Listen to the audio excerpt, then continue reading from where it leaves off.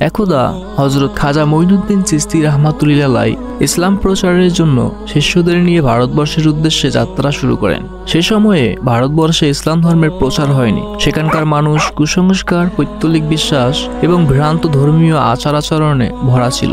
সাধারণ মানুষ বিভিন্ন দেবদেবীর পূজা করত এবং জীবনযাপনে একাধিক অনৈতিক প্রথা মেনে চলত। তখন ভারতের শাসক ছিলেন রাজা পৃথ্বীরাজ চৌহান। রাজা পৃথ্বীরাজ চৌহান ছিলেন হিন্দু ধর্মের এক শক্তিশালী সমর্থক। তার সবাই অনেক ব্রাহ্মণ এবং তান্ত্রিক উপস্থিত থাকত। এদিকে খাজা মঈনুদ্দিন চিশতি রাহমাতুল্লাহ আলাইহি এবং তার সঙ্গীরা দীর্ঘ পথ পাড়ি দিয়ে আজমির শহরের কাছে পৌঁছান। আজমির তখন রাজা পৃথ্বীরাজ চৌহানের শাসনাধীন ছিল। এটি ছিল হিন্দু ধর্মীয় প্রভাবের একটি প্রধান কেন্দ্র। খাজা মঈনুদ্দিন চিশতি রাহমাতুল্লাহ আলাইহি এবং তার সঙ্গীরা দীর্ঘ পথ পাড়ি দিয়ে ক্লান্ত হয়ে বটগাছের ছায়ায় কিছুক্ষণের জন্য বিশ্রামের উদ্দেশ্যে বসে পড়লেন। বেশ কিছুক্ষণ শান্তভাবে বসে থাকার পর সেখানে রাজার কর্মচারীরা এসে তাদেরকে বলল, আপনারা কারা আর এখানে কেন এসেছেন? আপনাদের এখান থেকে এখনই সরে যেতে হবে। সন্ধ্যায় রাজা পৃথ্বীরাজের উটের পাল এখানে আসবে।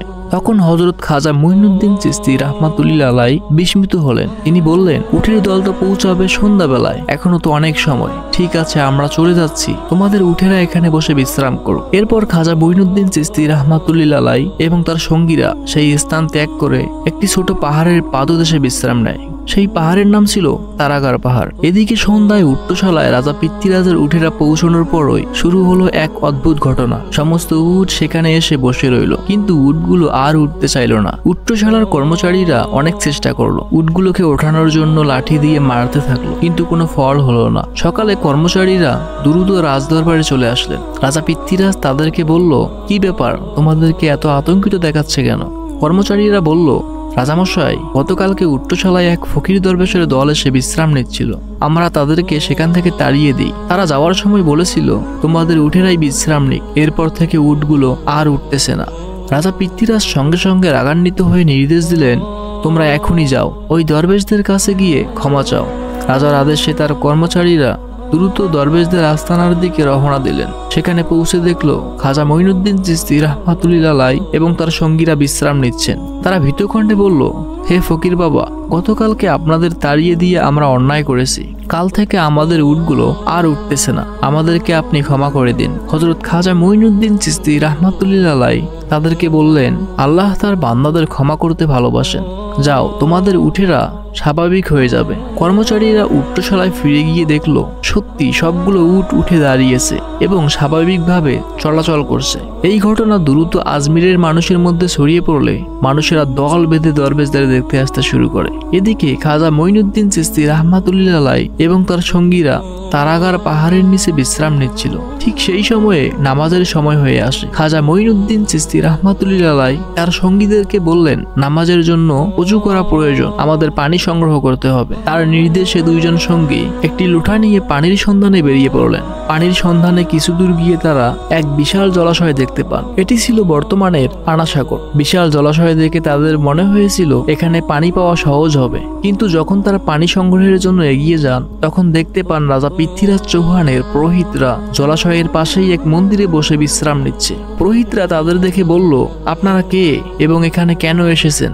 তারা বলল, আমরা খাজা মঈনুদ্দিন চিশতি রাহমাতুল্লাহ আলাইহি এর মুরিদ, ওযু করার জন্য এক লোটা পানি নিতে এসেছি। কিন্তু পুরোহিতরা তাদের বাধা দিয়ে বলল, এই জলাশয় থেকে কেউ পানি নিতে পারবে না। সাগরের পানি শুধুমাত্র উচ্চবর্ণের হিন্দু এবং পুরোহিত সম্প্রদায় ছাড়া এখানে কারো পানি নেওয়ার অনুমতি নেই। অন্য কেউ এই পানিতে হাত দিলে পানি অপবিত্র হবে। তারা দুজন অনেক অনুরোধ করেন, কিন্তু পুরোহিতরা কোনোভাবেই তাদেরকে পানি নিতে দিলেন না। বাধ্য হয়ে তারা খালি হাতে ফিরে আসেন। খাজা মঈনুদ্দিন চিশতি রাহমাতুল্লাহ আলাইহি তাদের দেখে জিজ্ঞেস করেন, তোমরা কি পানির সন্ধান পাওনি? তারা বলল, হুজুর, পানির সন্ধান পেয়েছি, কিন্তু রাজার পুরোহিতরা আমাদের পানি নিতে দেয়নি। সেখান থেকে আমাদেরকে তাড়িয়ে দিয়েছে এবং বলেছে রাজা পৃথ্বীরাজ চৌহান এবং তার পুরোহিত ছাড়া এখানে কারো পানি নেওয়ার অনুমতি নেই।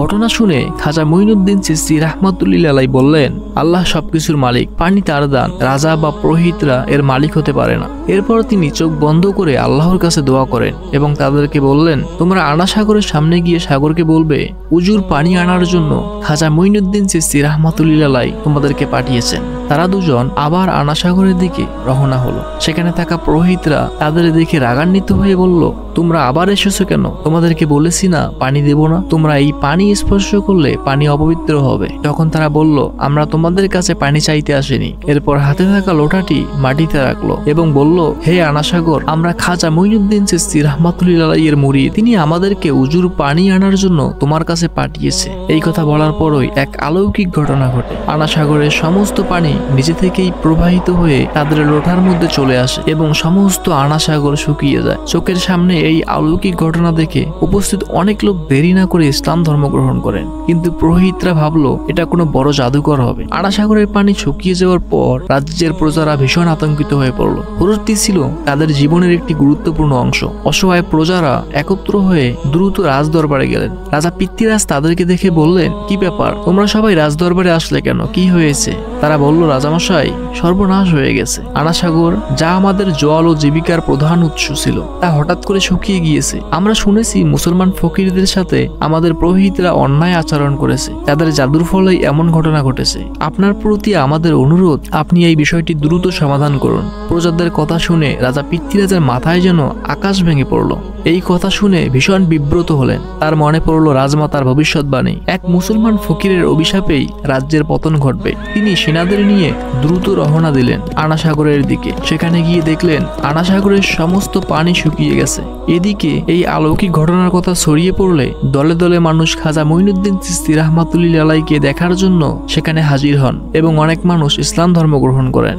রাজা পৃথ্বীরাজ বুঝতে পারলেন ফকিরদের সঙ্গে পুরোহিতদের দুর্ব্যবহারই এই পরিস্থিতির কারণ। অনিচ্ছা সত্ত্বেও তিনি তার পুরোহিতদের নিয়ে খাজা মঈনুদ্দিন চিশতি রাহমাতুল্লাহ আলাইহি এর দরবারে আসলেন এবং বিনম্রভাবে বললেন, আপনি কে আর এখানে কেন এসেছেন? খাজা মঈনুদ্দিন চিশতি রাহমাতুল্লাহ আলাইহি বললেন, আমি একজন আল্লাহর গোলাম, এখানে আল্লাহর আদেশে মানুষকে সত্য পথ দেখানোর জন্য এসেছি। রাজা পৃথ্বীরাজ বুঝতে পারলেন তার সাথে তর্ক করা যাবে না। ইতিমধ্যেই অনেক হিন্দু মুসলিম হয়েছে। তিনি অতি চালাকের সাথে বললেন, হে ফকির বাবা, আমরা ভুল করেছি। আমাদের অহংকার ও মূর্খতার কারণে আপনাদের প্রতি অবিচার করেছি। এই অন্যায়ের কারণে আমাদের রাজ্যে যে দুর্দশা নেমে এসেছে তা আমাদের ভুলের ফল। প্রজারা পানি বিনা চাষাবাদ করতে পারছে না। অনুগ্রহ করে আমাদেরকে ক্ষমা করুন এবং রাজ্যের মানুষদের কথা ভেবে আগের জায়গায় পানি ফিরিয়ে দিন। প্রজাদের কষ্টের কথা শুনে খাজা মঈনুদ্দিন চিশতি রাহমাতুল্লাহ আলাইহি তাদের দয়ার দৃষ্টিতে দেখলেন। তিনি বললেন, অহংকার মানুষকে ধ্বংসের পথে নিয়ে যায়। যারা অনুতপ্ত হয় এবং আল্লাহর কাছে ক্ষমা প্রার্থনা করে তাদের জন্য আল্লাহ অত্যন্ত দয়ালু।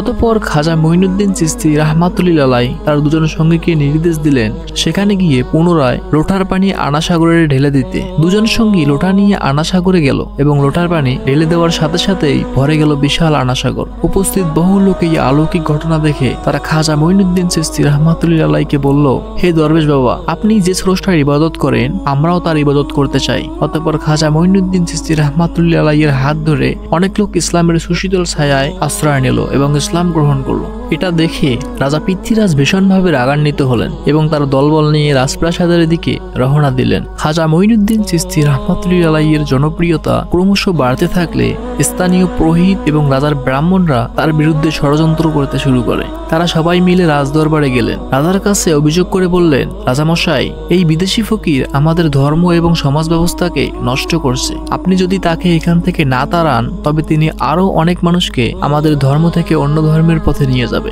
এই অভিযোগ শুনে রাজা পৃথ্বীরাজ রাগান্বিত হয়ে বললেন, এই ফকিরকে মেরে ফেলতে হবে অথবা এখান থেকে বের করে দিতে হবে। এক পুরোহিত বলল, রাজামশাই, এই ফকির কোনো সাধারণ ফকির নয়, সে একজন আধ্যাত্মিক বড় জাদুকর। তাকে শেষ করতে হলে তার থেকেও বড় জাদুকরকে লাগবে। সেখানে উপস্থিত একজন বলল, রাজামশাই, আমার পরিচিত তার থেকেও এক বড় জাদুকর আছে। আপনি বরং এই ফকির বাবাকে রাজদরবারে আমন্ত্রণ করেন। সে যদি ওই জাদুকরের কাছে পরাজিত হয় তাহলে তাকে কারাগারে নিক্ষেপ করবেন। রাজা পৃথ্বীরাজ তার প্রহরীদের বলল, যাও ওই ফকির বাবাকে আর ওই বড় জাদুকরকে রাজদরবারে নিয়ে আসো। রাজা পৃথ্বীরাজের হুকুমে তার প্রহরীরা বড় জাদুকরের বাড়ির দিকে রওনা দিল। এক পর্যায়ে বাড়ির কাছে এসে দেখলো জাদুকর গভীর ধ্যানে মগ্ন আছে। কিছুক্ষণ পর ধ্যান ভাঙলে জাদুকর বলল, তোমরা কারা আর এখানে কেন এসেছো? একজন বলল, আমরা রাজা পৃথ্বীরাজের প্রহরী, তার হুকুমে আপনার কাছে এসেছি। রাজা পৃথ্বীরাজ আপনাকে রাজদরবারে আমন্ত্রণ করেছেন। এই কথা শুনে জাদুকর দেরি না করে রাজদরবারে রওনা দেন। রাজার কাছে এসে প্রণাম দিয়ে বলল, রাজামশাই, আপনি আমাকে ডেকেছেন কেন?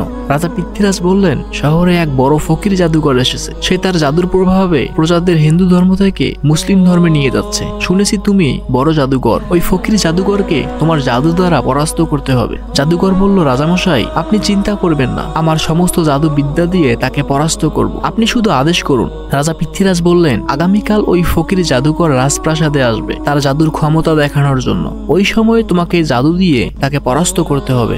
এদিকে খাজা মঈনুদ্দিন চিশতি রাহমাতুল্লাহ আলাইহি নিজ দরবারে বিশ্রাম নিচ্ছিল। সে সময়ে এক গরিব মহিলা দরবারে আসেন। তার সঙ্গে ছিল তার অসুস্থ মেয়ে, যিনি অনেক দিন ধরে বিছানায় শয্যাশায়ী ছিলেন। চিকিৎসা করেও মেয়েটি সুস্থ হচ্ছিল না। মহিলা কাঁদতে কাঁদতে বললেন, হুজুর, আমার মেয়ে অনেক দিন ধরে অসুস্থ। আমি অনেক চিকিৎসা করেছি, কিন্তু সে ভালো হয়নি। আপনি আল্লাহর কাছে দোয়া করুন যাতে আমার মেয়ে সুস্থ হয়ে ওঠে। খাজা মঈনুদ্দিন চিশতি রাহমাতুল্লাহ আলাইহি মেয়েটির দিকে তাকিয়ে আল্লাহর কাছে দোয়া করলেন, ইয়া আল্লাহ, আপনি এই মেয়েটাকে আপনার কুদরতে সুস্থ করে দিন। দোয়া শেষ করতেই অলৌকিকভাবে মেয়েটি তৎক্ষণাৎ সুস্থ হয়ে ওঠে। এই ঘটনায় মহিলাটি কৃতজ্ঞতায় কেঁদে ফেলেন এবং সেখানেই ইসলাম ধর্ম গ্রহণ করেন।